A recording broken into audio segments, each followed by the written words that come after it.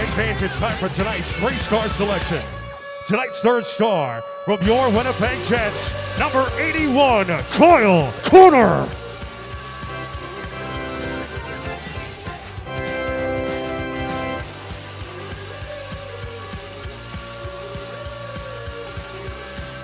Tonight's second star from your Winnipeg Jets, number 57, Tyler Myers.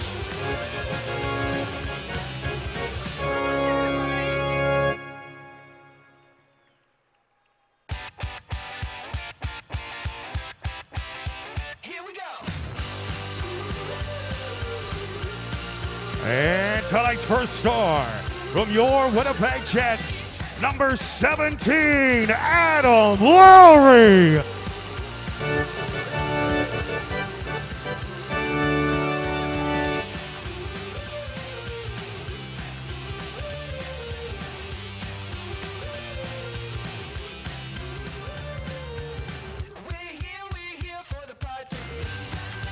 Fans, the next home game for your Winnipeg Jets is Tuesday night when we take on Nathan McKinnon, Gabriel Landeskog, and the Colorado Avalanche.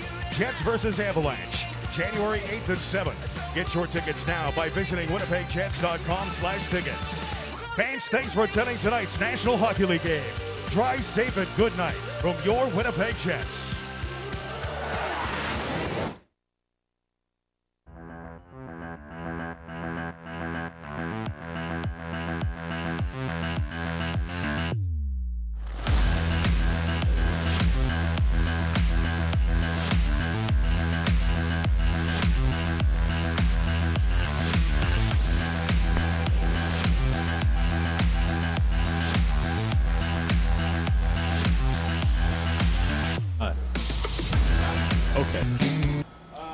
No Dustin Byfuglien, no Nikolai Ehlers, no problem for the Winnipeg Jets this Sunday evening as they knock off the Dallas Stars 5-1. The ninth time in the last 10 games against the Dallas Stars, the Winnipeg Jets have scored 4 or more goals. Of course, the Jets have won 9 of those 10 games. So the Jets are back in first place, 1 point up on second place Nashville in the Central Division. The Jets do hold 2 games in hand on their Central Division rivals.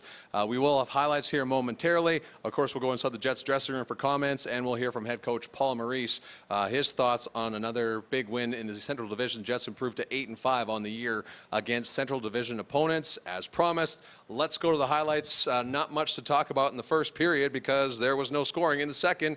Dallas on the man advantage. They take a shot as John Klingberg's point shot going off. Alex Radulov, some pretty good hand-eye coordination from the Dallas Star forward. It goes in 1-0 Dallas. Jets will get that back just over a minute later. Adam Lowry gets revenge. He was in the penalty box when Dallas opened the scoring. 2 chances at it before he beats Ben Bishop. Ben Bishop going to the All-Star game for the Dallas Stars. Great work from Matthew Perreault to set up the Jets centerman. Stopped the first time, but certainly not the second time. That made it 1-1. Just over a minute left in the second. Patrick Laine leaves it for Tyler Myers. He has a long reach, to say the least. Big wraparound goal here on Ben Bishop. Great work from Laine to find the Jet defenseman jumping into the play. Big goal for the Jets. That turns out to be the game-winning goal, 2-1. For Winnipeg. Buck 15 in the third. Josh Morrissey's shot will hit Blake Wheeler's skate. It will go right onto the stick of Kyle Connor, and Kyle Connor goes into the top corner to make it 3-1 Winnipeg. With the Stars net empty, Josh Morrissey from behind his net. How about this? Yes, sir. Yes, sir. There it is. Second point on the night for Josh Morrissey. 4-1 Winnipeg. That turned out to be a short-handed goal for the Jets. And the Jets on the power play, not the first unit, but the second unit. Jack Roslovic, pretty pass over to Brian Little. Jack Roslovic in the place of Nikolai Ehlers on that second power play unit. That made it 5-1 for Winnipeg. They improved to 26-13-2 on the season. They're now 14-6-2 at home, and Connor Hellebuck gets the victory. He's 18-12-1. Jets on the power play go 1 for 3 on the night / afternoon, and also go 1 or 2 for 3 with the being shorthanded. The only goal the Dallas Stars score this evening is a power play goal. Let's go inside the Jets dressing room after a 5-1 win over Dallas. Oh, and actually, we're not going to. Sorry, my headphone went off, so we're going to keep rolling here. The Jets, as I mentioned, have won 9 of their last 10 games against the Stars. They're 16-9-1 against Dallas since the franchise moved to Winnipeg back in 2011, including 9-5 in Winnipeg. Jets rewards. There's my reminder. Thank you. I apologize for this. I've done a million of these now, and I keep forgetting that we got to do Jets rewards. So just go to jetsrewards.ca, punch in this code word, and it turns out to be Dustin Byfuglien. It's not Dustin Byfuglien, it's just Byfuglien. Byfuglien. That is your code word today. You get 50 Jets reward points. Thank you, Tyler, for reminding me of this. 50 Jets reward points just for typing in the word Byfuglien. So that is just for watching the Jets TV Live post-game show. Connor Hellebuyck, 7-2-1 in 10 career starts against the Stars. Goals against average just below 2 and a .928 save percentage. Coming to this game just a little while ago, of course, Dallas Stars CEO Jim Lites made some comments about Jamie Benn and Tyler Seguin. Those two had been playing very well. Very quiet afternoon. A big part of that was Tyler Myers, and the Jets defenseman who was the first star this evening is our first guest here in the Jets dressing room. Let's go inside there now.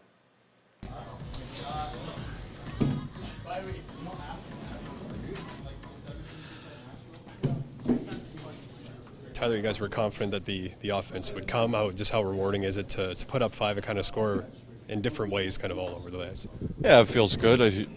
I think when we take a look at that game, we have to realize what got us that offense. I thought we got back to a lot of the little things. Our forwards were quick down low, making quick passes, making quick plays, and it was right from the opening face-off. So we got to realize what gave us that success and keep it going.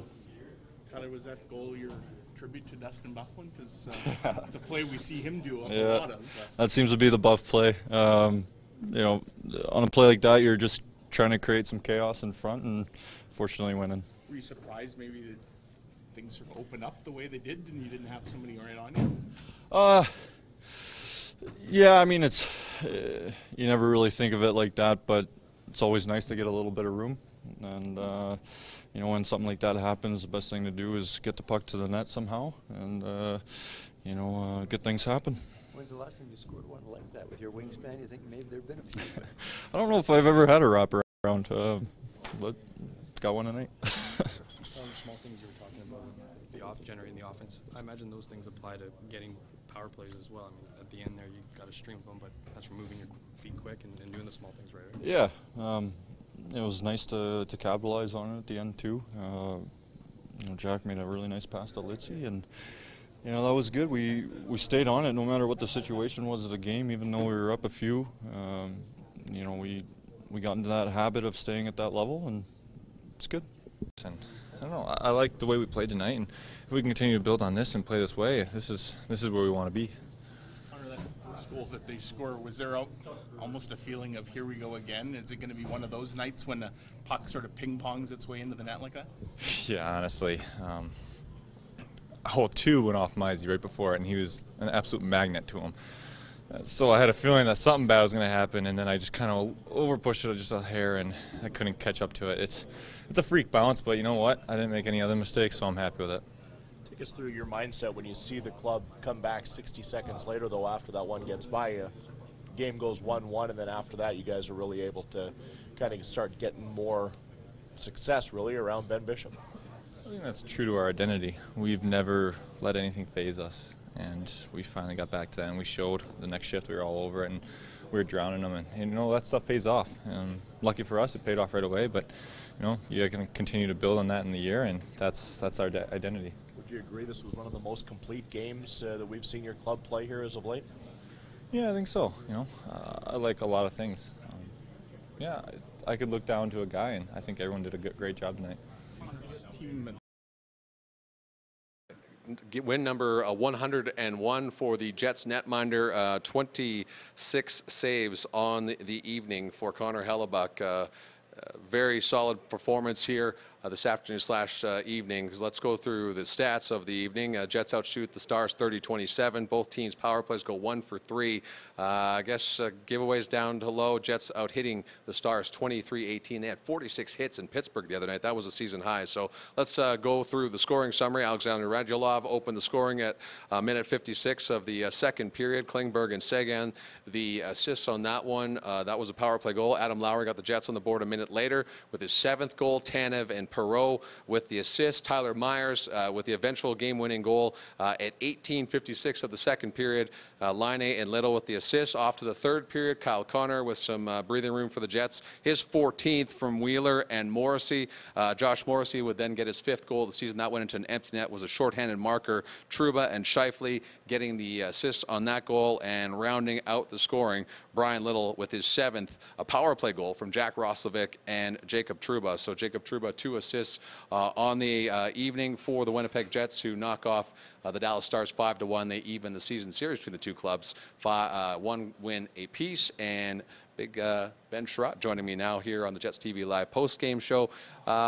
Ben, 5 goals going in. How big is that for the hockey club that has been having a tough time scoring as of late? Yeah, it's nice. You know, I thought our intensity the last couple games hasn't, you know, matched the teams that we're playing, and I thought tonight we had a great start, and you know, when things are clicking and the power play is working, it's you know, we're a tough team to beat, and I think you saw that tonight. Always Tough to play without Dustin Byfuglien, but how have you enjoyed playing with Tyler Myers? Yeah, good. He's they're kind of similar in that they like to, you know, they both like to join the offense quite a bit. They do it kind of differently, but they both like to skate and kind of move around the ice freely. So for me, I just kind of hang back and let them do their thing and be an out for them when I can be. And it's worked out great. I mean, me and Mizey played all playoffs last year together, and I enjoy playing with them just as well as Dustin. Always, as I mentioned, the goals haven't been going as well as they have been lately, but where do you think this team is right now defensively? I think we're good. I mean, like I said, when our intensity matches or is above the other team that we're playing, you know, there's not many teams that can beat us on a good night. So when we're doing that and you know, things are going well for us and guys are feeling good about their game, it's like I said, we're a tough team to match up with. We you know, we got 4 lines deep and 60 and a great goalie that stands tall for us. So when we're feeling good, things are going well for us. Skills competition here just the other day. I don't want to get in too much into it, but is there something going on with the radar gun for you? It seems like you've been denied the last couple of years in that category. I think Trouba was the one hiring the guy, you know, that's doing the radar gun. So maybe next year I'll bring my own guys. I'll get the Winnipeg Police to bring their radar gun or something like that, and we can get a real reading. One last one for you. A lot of athleticism in your family. Just tell the viewers at home what your sister does and your 2 brothers. Yeah, my older sister, she was the all-time leading scorer at McMaster for women's basketball. She was an all-Canadian basketball player there, team captain. And then both my brothers were drafted into major junior. The youngest, he's still kind of working his way in. He's in junior B Welland right now, and he's hoping to get into Peterborough next year. And then my other brother played Tier 2 in Hamilton for the Hamilton Red Wings and down in St. Catharines as well. So a lot of hockey and you know, basketball in the driveway when we were growing up. Appreciate the time, Ben. Congrats on the win. All right, thank you. Ben Chiarot of the Winnipeg Jets, who knock off Dallas 5-1. Let's go back in the Jets dressing room. Here's Kyle Connor.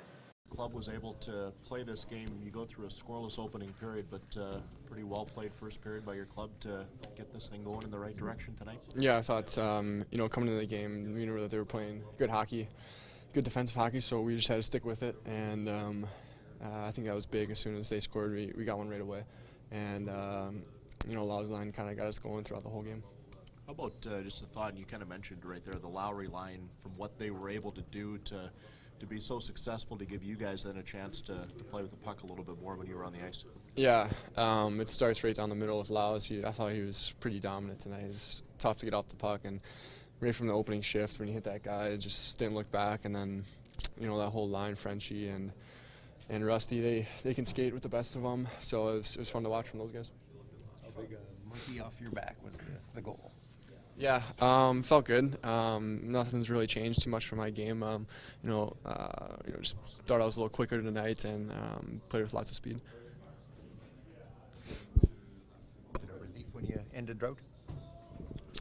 I mean, I'm not going to sit back and, be happy with it. And it's the same approach. I'm going to come to the rink every day with a sense of urgency and, keep trying to improve my game. Coming off a shutout loss, and there were a number of guys, not just yourself, that maybe been squeezing the stick a little harder lately. So how important is it that a bunch of guys got a point or two out of the way today and you put up 5 as a team? Yeah, I think, for us, Coach says it a lot. We don't worry too much about our offense. We know that we can put up goals, and if we defend well, and I think that's what really translates and, it turns a lot of offensive chances for us. You're happy to see the way your club was able to play in your own end.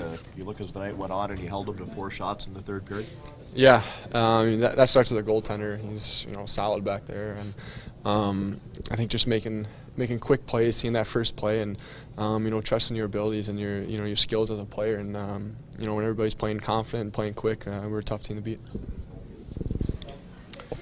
Kyle Connor scored his 14th goal of the season, was the insurance marker for the Winnipeg Jets. Of course, back on the line with Blake Wheeler and Mark Scheifele in the absence of Nikolai Ehlers, who had really found his groove playing with 55 and 26. The line's changing a little bit because of an injury to the lineup. That's the way things go. I really like Patrick Laine on the left side with Brian Little and Jack Roslovic, and I think Jack Roslovic, once he gets that chemistry going with Laine, I think they got something going on here. But it's great pass from Laine on the goal to Tyler Myers, and of course Jack Roslovic with a pretty play with Brian Little on the second power play unit to make it 5-1. So I really liking those top 2 lines. Not going to replace Nikolai Ehlers and his speed, but the Jets heading in the right direction, getting an important divisional win over top of the Dallas Stars. They did even the season series 1-1, and Tyler Esquivel, producer extraordinaire, hand over top of his mouth. It's something big happening in the football game. Yes, we'll get into that, but we are here to tell you about what's going on with the Winnipeg Jets. Nothing worse. I want to know what's happening, but I can't look at it. I'm entertaining you and telling you guys what's going on, but we'll get to the bottom of this momentarily when we go back in the Jets dressing room. Adam Lowry talking with the media. We'll hear what he has to say, and of course head coach Paul Maurice.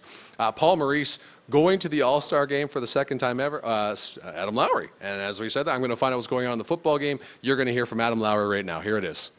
So collectively, that when we go out there every night, we give ourselves the best chance to win. We have a lot of skill in this room, and sometimes we get by on winning, and our top guys carrying us. But it's going to be important that we develop a formula for success that. Maybe if you're not getting a lot of power plays in the playoffs, or the other team's top lines or top D pairings are shutting down your top lines, that you're still finding ways to win, and that's defending solidly, and that's having a solid penalty kill, and that's getting solid goaltending. So I think that's kind of what we're going to look for in the second half. How do you think the way you guys handle the expectations? So much talk about expectations coming into the year out in the first half. Well, I think. The media puts a lot of pressure on us. Thank God there's Toronto. They throw a lot of pressure on them, so maybe we don't have as much. But we come into this year, and we had huge strides last year, and to go to the Western Conference Final, and I think we really turned the corner, and we wanted to establish ourselves as a real strong franchise, and a team that can compete every night. And kind of moving forward, you have to handle that pressure. There's going to be that pressure to win every night. It's our jobs to perform under those circumstances. So I think anytime you can try and emulate that in the regular season, it bodes well to prepare you for the second half, the stretch run, and come playoff time. Did you see in the goalie interference?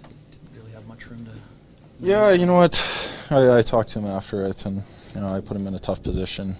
It's important we protect the goalies, and I think if one of their bigger players bumps into Helly, we're obviously going to be looking for a call there, or the puck ends up in the back of the net. They're going to be up in arms. So it's a tough play. I'm reading he's going to play it, and he kind of mishandles it, and I'm kind of trying to get in the other lane and just continue on. And he's a big guy, and so there's not a lot of room behind the net. But at the end of the day, that's on the ref to protect the goalies, and I'm not going to really argue that call. That's one that if someone bumps Helly, I'd be thankful that they called it for us as well. So Adam, when you come out of the box and they've of course scored, do you almost have a little extra motivation maybe to go have a strong shift? And in your case, you scored a goal. Yeah, I think I try and play a real disciplined game. I try and play hard but fair, and try and stay out of the box as much as I can. And you never like to see yourself put your team down and then them score on it. I thought we'd had a real strong first, so to come out early in the second, put us down, and ultimately be down by 1. For me, it was nice to be able to kind of redeem myself a little bit and kind of get us going again. How would you describe your line tonight? Do you think that you guys set the tone for this group early on? I think every line on our team kind of brings something different. I think we have 2 wingers that are real tenacious on the puck. You look at they create a lot of second pucks and a lot of hurried passes and pucks that get on the wall, and we're able to bat some things down and create some zone time. And it's important that I think early in the game we had one shift where Ben's line they'd ice the puck and we come out and we hold them in their zone for another 30 seconds, and you don't necessarily create many chances, but chances are the next shift they get out there they're going to be a little tired and they might not be as dangerous. And I think it's little things like that that are important in the long run of the game. Adam Lowry of the Winnipeg Jets scored his 7th goal of the season, tying the hockey game a minute after the Dallas Stars had taken the lead. The only goal of the day for the Dallas Stars. That was on the power play. Adam Lowry got it back afterwards. Had a great night. Adam Lowry was in the penalty box on a questionable call from the officials bumping into Dallas Stars netminder Ben Bishop. Stars scored in that power play, but Adam Lowry gets it back. Their line very effective tonight. In the time they were going up against the top line of Sagan, Ben, and Radulov, they did their thing, and also a great amount of time spent in the Dallas Stars end of the rink. Scores to share with you from around the National Hockey League. Hurricanes knock off the Senators. Ottawa's lost 8 straight games. That's final score was 5-4. The Golden Knights, they knock off the New Jersey Devils. They 3-2. Vegas really on a tear right now. They're going to be here a little bit later this week. And the Phoenix Coyotes, Arizona Coyotes, 5-0 over the Rangers, and the Washington Capitals over top of the Detroit Red Wings 3-2. We will be hearing from head coach Paul Maurice momentarily from the Matt Frost Media Center. We will have that for you live when that pops up. Just talking about Paul Maurice going to a second All-Star game. His first All-Star game was way back in 1997. He was an assistant coach to Doug McLean at the time. Maurice was coaching the Hartford Whalers. That's how long ago it's been for Paul Maurice. Young man back then, still a young man now, but 22 years ago, big difference. That was the other time that San Jose hosted the All-Star Classic. So it was the Eastern Conference All-Stars losing to the Western Conference All-Stars 11-7. Owen Nolan had a hat trick in that game. So looking forward to Paul Maurice sharing some stories from his other All-Star experience. Of course, you can get Patrick Laine to head to San Jose a little bit later this month. All you got to do is go to NHL.com and vote for Patrick Laine. He is one of the last men in. That is right now. You go there, vote for him. You can vote up to 10 times a day, and the deadline is coming up on January 10th. Here's Paul Maurice in the Matt Frost Media Center. Able to do for you for the entire 60-minute effort here? And we could say that though in a big chunk of their games, they've been very consistent. Have a responsibility some nights to play against the other team's best and some nights to play against their best grinders and still find a way. Matty Perreault's kind of found himself a nice niche there. The goal is he goes in heavy on the forecheck, it's on the body, and it's a rim puck. We keep it in, and it's in the net. They've been consistent, and I'm glad they need to score too, right? You play that hard, that consistently, you need to have a little bit of a payoff for it above everybody tapping in the pads and saying great game. Do you feel like it was a reward for your team in the last half that you finally get 5 to go in after how well your team played in the first period? Yeah, I didn't think that it's a 5-1 game. Almost makes any sense. Would have been preferred it finished 2-1 or 3-1 because that's what it felt like from the bench. But real good in the first, especially in our own end. Lots of hard battles. They're an excellent second period team. Really tried to stretch the game. We lost our forecheck at that time and then came back to it to the 3-1 goal. A great example of back on the forecheck and back in the offensive zone. Paul, every player that takes a penalty that the puck then goes in their net on the subsequent power play probably wants to come out and get it back right away on the next shift. Very few actually do that, but Adam Lowry in fact did do that. So what does it say, I guess, for the player that line to respond immediately on the board in the way that they did? I think that was all hockey gods. I think that was just a balancing of the scale on the call. And speaking of the hockey gods, I mean, you're just coming off a game in Pittsburgh where got a couple weird bounces. Yeah. They get the first goal tonight that looks a lot like the way they scored a couple. So was there any sense of, oh, here we go again? No, Woe is us? No, because I think leading into it, we were good with where we were at. You know, the first rotation off the bench, we spent a little time on our end, didn't give a whole lot, and then we had a long stretch of hockey where we were real strong. So there wasn't any of that. We're not playing well. They score the first goal. What's going on here? We were playing right, hit about 3 people on the way and just move on, move past it, and get back at it. I think Dallas only had 4 shots in that third period. So did you feel after Tyler scores that late goal in the second that you guys really locked it down in the third? I thought this was all forecheck based. You know, they got a really strong puck handling goaltender, and they did a nice job in the second period, you know, cutting off our routes, kind of choking the initial part of our forecheck so we couldn't get any pressure. And then we got back to the forecheck, so we would just prefer to play in their end, and when you have a lead, not come off it, and we absolutely didn't. Even in the later on the kill, we got very aggressive in the first chunk of that kill. So that's good. That's the right mindset. And just your thoughts on Tyler Myers' goal. He said he can't remember the last time he scored on a wraparound. No, but we've been down the wall a bunch of times lately and have tried to feed things into the middle that didn't go very well. So it was real smart on him. There wasn't anything there. His options are shoot it early so he can at least get the right angle coming off the tender or hang on to it. He's got, I mean, you'd think he'd score more wraparounds. He can stand on the corner and wrap it around. But he, you know, he's played very well for us. He's skating really well. Big picture, Paul, how would you assess the first half of the season?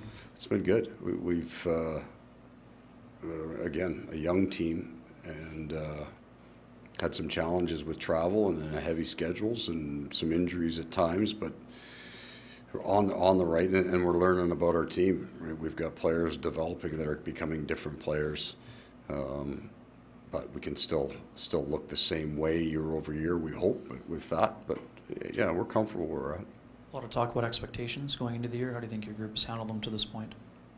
I think they've handled them very well. I think we have a realistic understanding. We haven't gotten too high when we went on our better run, and we've been really good at choking off the situation that would make you doubt yourself a whole lot. We've been pretty resilient, pretty consistent.